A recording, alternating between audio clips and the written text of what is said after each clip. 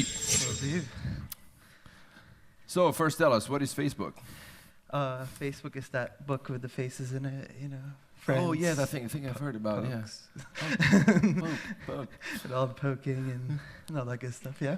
So we had yesterday a panel on fashion. I don't know if you guys were here. And of course, one of the main questions that keeps coming back in these types of panels for a lot of merchants is actually commerce. Is commerce possible on Facebook? So I'm just going to start with that simple question. Is commerce actually compatible with Facebook, or is Facebook compatible with commerce? I think there's no doubt about it. It's about finding the right strategy and the right ways to do it, but I have no doubt that it is compatible and is something that can be done and is done actually every day today. So, yes. Yes is a short answer. Yeah, of course you would say yes, right? That's my job. So have you seen a shift? Have you seen more and more companies using Facebook as a platform? So first of all, there's many ways of doing commerce. There's brand awareness, brand enhancement. There's actually a link back to sites. There are commerce inside of Facebook. So we're going to go through all of this. So, but have you seen first the use by merchants, the use by brands, the use by businesses? Have you seen a rise in the use of Facebook for commerce? Yeah. So I mean, think of it this way: everyone who's in e-commerce or commerce at the moment starts off thinking, when Facebook came around, they're like, okay, you have these ads. I'm used to buying ads, and they just went off and said, okay, we'll just buy some ads to send some traffic to our website to try to do some sales.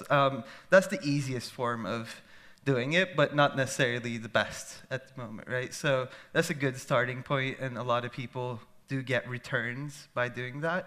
But at the same time, we have a way for brands to be present on the social graph, right? Yep. Which is pages. And people saw pages and they said, wow, this is cool. I can speak to people. And they saw that people that post the funniest photos and kitten videos get the most likes and comments. And they were like, great, we'll post fun stuff and have fun. But are they getting a return on that engagement? Likely not as much as the people that are talking about commerce in an engaging way. So for example, let's say I'm a website that sells movies, DVDs, or online movies. Am I better off just talking about kittens and funny pictures, or am I better off asking you about what James Bond movie do you like, and giving you a list of all 7, and then maybe you see there Goldfinger, and you're like, yeah, I haven't watched that in ages. Like, here's €1 to go stream that movie right now.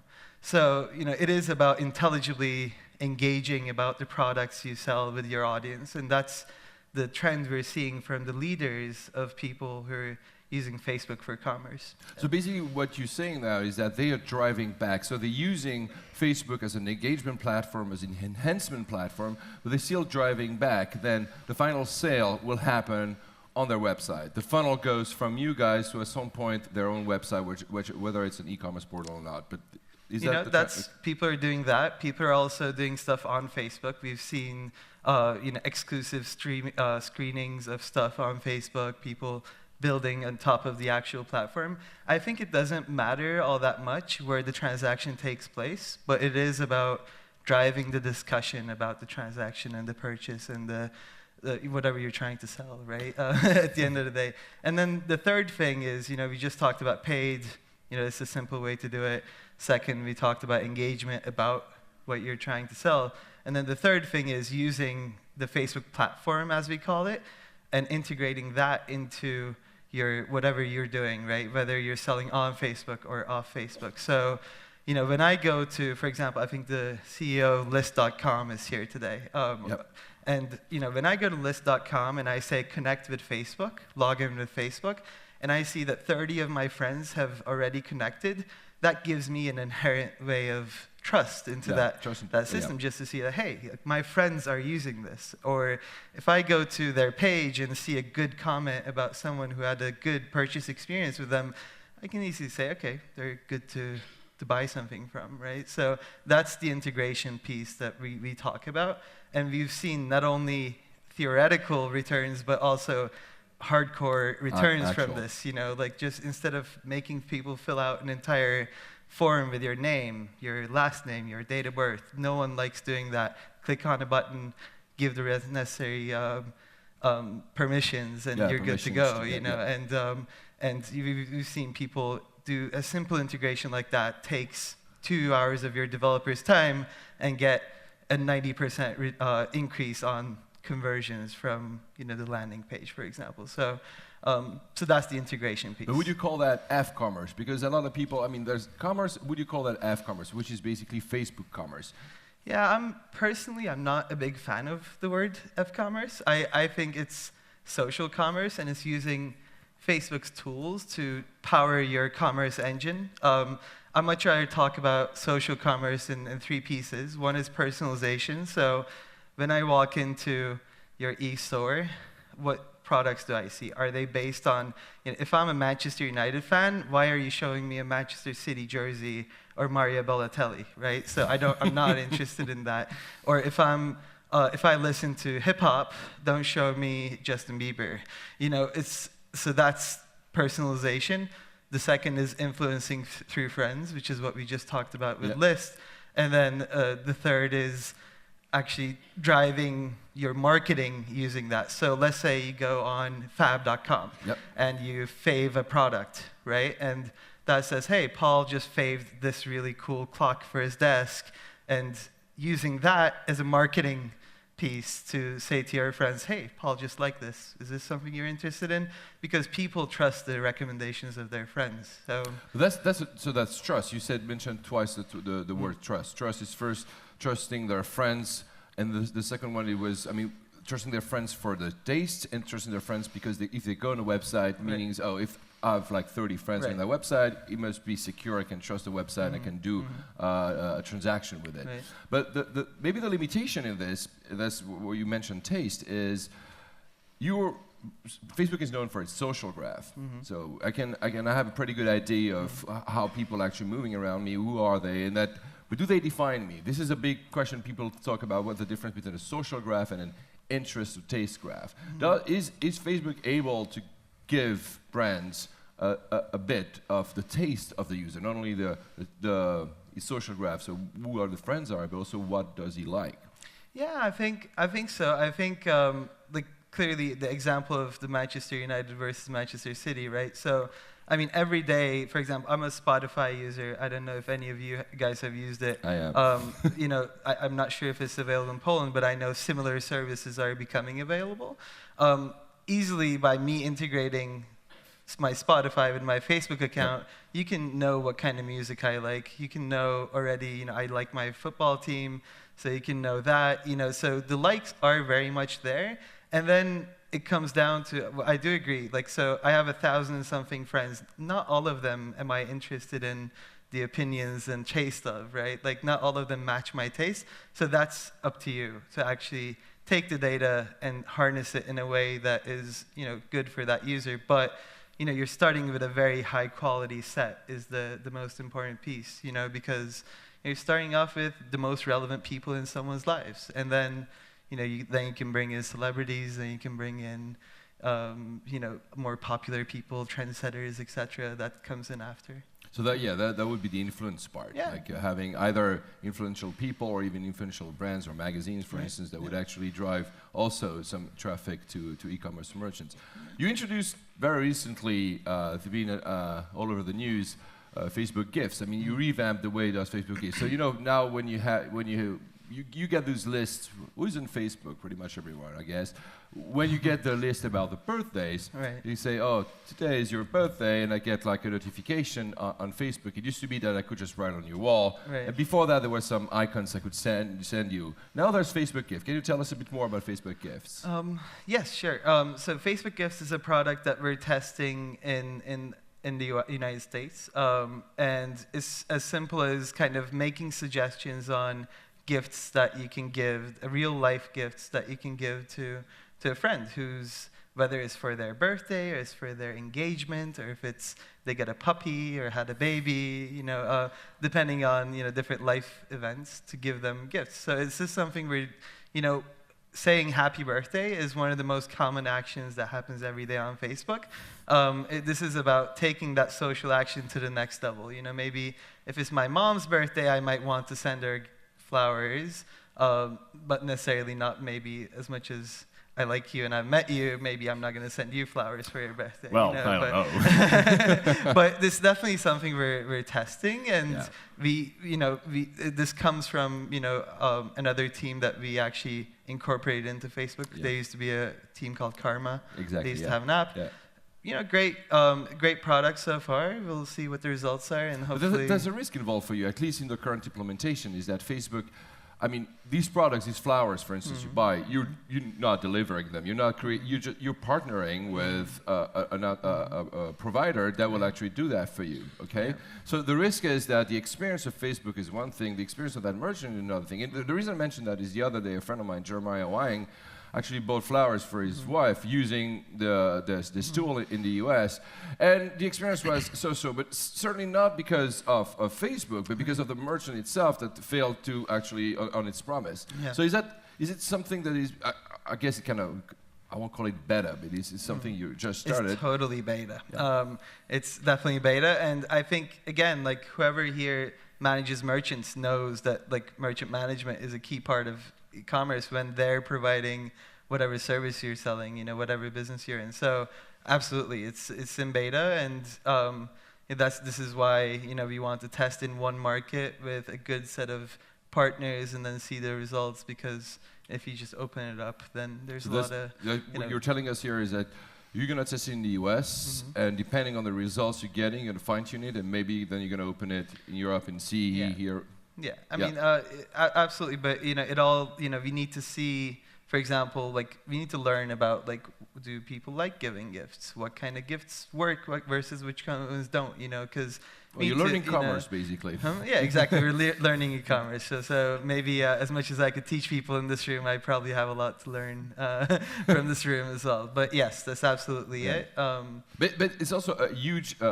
It's a huge advantage for, I mean, it could be really a big channel, not for you guys, but also for merchants, because this is one of the way, it's one of the way I won't have to go to a specific page, for instance, to learn about it, or of course having my friends make it surface on my page, or have it sponsored, and I'll come to that in a second. But it could be simply a way that, because I have someone who has a birthday, who had a kid, I get suddenly offers, I could, so this is a huge potential for merchants, for brands, actually. Yeah, of course, like without speculating future results, Yeah, yes.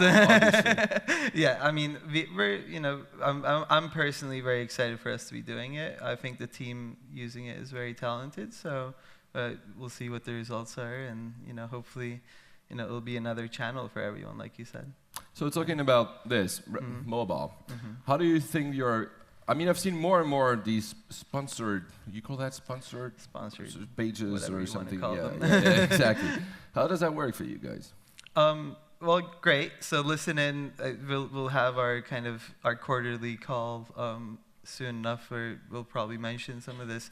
I think personally that it does. Not only does it work great, but it's also, when you think of the mobile experience, where this industry standard right now is a tiny banner ad at the bottom of like the phone, right, and sold for whatever, like $20 CPM, is, compare that to the experience of, what do you do? Like a lot of Facebook users, they spend 8.5 hours on average per month on Facebook. Wow. They wake up, they check their newsfeed, right? They go through their newsfeed, and newsfeed is the center of attention on Facebook. We're allowing advertisers to go in that space with relevant content.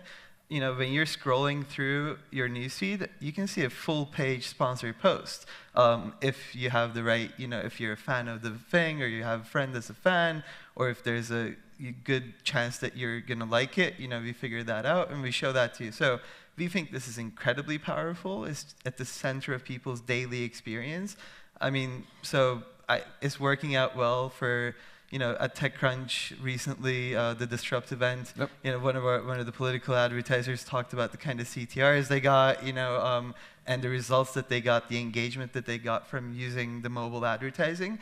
The only way to know is to go try it for yourself. If you have a page that you think there's a post that all of your fans should see instead of the whatever percent.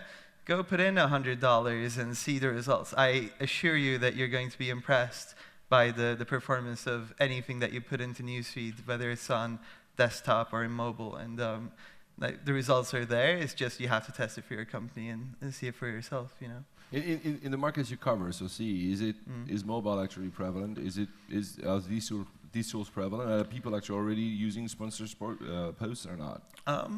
You know, give or take. I mean, obviously this is a pretty new product to be able to, you know, buy this alone. You know, so we're pushing really hard on people using this. So and it's being used. I think there's going to be getting used even more. I mean, it can only grow from here. So. What about Russia? Where do you stand as Facebook? Meaning you're over dominant in so many markets, and there are a few markets, obviously China, because you cannot enter like many others, or Japan or South Korea, and Russia, which is closer to us. What kind of trends do you see there for you guys for Facebook? I mean, we have a growing user trend in Russia. We just recently had a developer day there. I mean, Russia is a twofold story. Not only is there a huge user base with great marketers, but there's also really good commerce companies and developers there. So it's interesting for us for many reasons, you know, just to, that's why we go and, you know, do developer days there to show them the power of Facebook, what they could do outside of Russia. Russia. Mark Zuckerberg was there actually. That's correct. Yes, yeah. So he was there. I saw the picture on my feed actually. Yeah. So I mean, it's a very interesting country for us. So we'll see. I mean, at the moment, it's you know, we're just using. So we have like now 7 years of experience trying to grow countries, and we're using those tactics we learned for that country. Obviously, you know, the competition there is much more ingrained in the culture. Of course, you know, intense. I'm going to allow maybe for 1 or 2 questions from the crowd, because I'm sure you want to talk about Facebook, and I don't want to preclude you from doing so. Is there anyone who has a question here? Oh, there it is. Hi. Hello. Hi, my name is Jonathan Jaggard. I work for Mattel. I did want to ask about this birthday can you just have the microphone closer to your mouth? Closer? Thank you. Is that better? Great. Thank you. Thank you, sir. Okay. I wanted to ask about the birthday gift. If I have 200 friends and it's my birthday, are they all going to get the same recommendation for my birthday? You know, am I going to get 200 copies of Bill Simmons' Book of Basketball? Or great question, actually. Very good, yeah. Well, I guess maybe you just you move to the U.S. and see what happens. I probably not. I don't want to say yes or no because I haven't used the product myself. But the idea is that, you know, if someone's already bought something for you, that, you know, clearly we take it out of the lineup. You know, so. I'm pretty sure that's built in. Don't quote me on it. But, you know, obviously that's exactly a case that we want to avoid, you know, happenings or getting two of something. But there's also really good like exchange and replacement options in Facebook gifts. So, you know, if that happens by some freak accident, you know, you can always say, I'm actually going to use that for another merchant. Before I go to a second question on the floor, Facebook was always seen as a platform of mostly, you know, there's intent and discovery. And right. You go on Google because you want to look for something, and you go on Facebook and something comes to you. But with commerce, you want to have it both ways, basically. So do you think Facebook, I'm not asking you to reveal anything, but do you think Facebook could move more into a search? I mean, there's already a search bar at the top, which allows me to find maybe just a page of a brand if I actually write it down correctly. Though if I just write maybe flowers, I won't get as ingrained results. So do you think that intent discovery, or do you think that Facebook should actually kind of merge on its platform? So the answer is search is interesting, but I think intent and discovery can be integrated into the platform in many other ways as well. So search is not the only way to do that. So for example, recently, who has heard of FBX? Facebook Exchange, right? So we've launched Facebook Exchange, which is opening up our inventory for DSPs, and that's it's been very successful. Actually, you know, that's what we're hearing from our partners, and that's much lower in the marketing funnel, right? It's in that intent and just the conversion portion of it. Custom audiences is another product that we launched, which in combination with your CRM efforts that operates in that lower end of the funnel. There's a lot of stuff you can do on Facebook to drive intent, drive awareness, and actually just consideration, but there's also a lot of stuff you can do in the lower funnel. So, we're confident that we can help you in all parts of the funnel at the moment. And actually, we say the funnel, but it's really, as you guys know, the funnel is dead. It's a circle now, so people are aware, they consider, they purchase, and then they tell a friend, or, feedback loop that keeps on and going. they go back, Exactly. and there's loyalty piece, right? So, whichever way you look at it, if it's a funnel or a circle, we're on all parts of it. I don't want to skip your question about search, but right now there isn't much there. But we have launched, for example, sponsored results, right? So, but that's for on Facebook activity at the moment. But we've seen that people that do really care about their pages and their applications have found this very useful. So you can actually put a sponsored result in the search type ahead for people. If you're Justin Bieber, I don't know. No, I'm not Glee. Justin Bieber. So, like, say kind of, for brand association, let's say Nike sponsor, or Under Armour sponsors Michael Phelps. So Nike or Under Armour can actually buy a sponsored result for Michael Phelps to say Michael Phelps, Under Armour, right? To actually make that connection, and like proud sponsor of the U.S. Olympic swimming team, So so we've started there, but we'll see where that goes. Where that goes. Yeah. We're reaching coffee break, but I'm going to allow one question if it's very short. You have exactly 10 seconds to raise your hands, otherwise you'll lose it. Otherwise, Serhad is going to be, there's one in front. No, okay, so Alex here just said that he's going to give Serhad my address so he can send me flowers. Or we'll just friend each other on Facebook, and I'll send exactly. That will be a start, right? Okay, guys, thank you. Okay, Serhad, thank you so much. Pleasure. Thank you very much. Thank you.